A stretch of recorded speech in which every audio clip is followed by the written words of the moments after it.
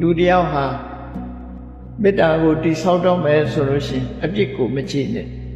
ကောင်းတာလေးကိုရှာကြည့်ကောင်းကွက်ကိုရှာမေတ္တာကိုပွားလို့ဆိုတဲ့အတိုင်း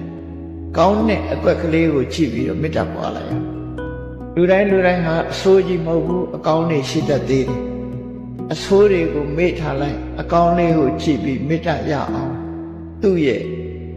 အပေါ်မှာမေတ္တာဓာတ်ဖြစ်အောင်ကိုယ့်ရင်ထဲမှာမေတ္တာပြိုးပါလို့ဆိုတော့သူ့ကိုမေတ္တာပို့တာမဟုတ်ဘူးနော်သူတွေ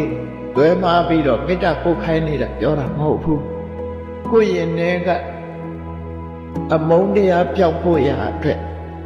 မေတ္တာဓာတ်ကိုတည်ဆောက်တာနော်အဲ့တော့တည်ဆောက်တဲ့အခါမှာကိုယ့်ရင်ထဲမှာပဲတည်ဆောက်အောင်သို့တော့အာယုံပြုတဲ့အနေနဲ့ကတော့ကိုမုန်းတဲ့ပုဂ္ဂိုလ်အာယုံပြုပြီးတော့သူ့ပေါ်မှာမုန်းတဲ့စိတ်ပျောက်သွားအောင်ကိုယ့်ရင်ထဲမှာမေတ္တာတည်ဆောက်ပါလို့